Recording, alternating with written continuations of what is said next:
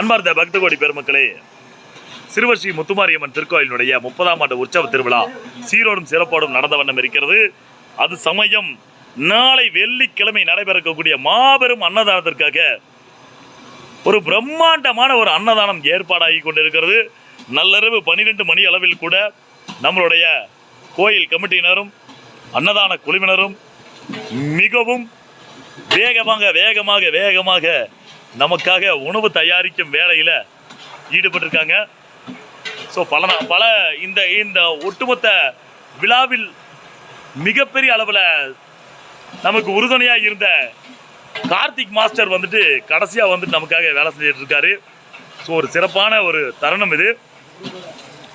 கடந்த 30 ஆண்டு காலமாக ஒரு சிறு கோயிலாக இருந்த நம்மளுடைய சிறுவஸ்ரீ முத்துமாரியம்மனுடைய திருக்கோயில் இன்னைக்கு ரொம்ப பிரம்மாண்டமாக வளர்ந்து நிற்குது.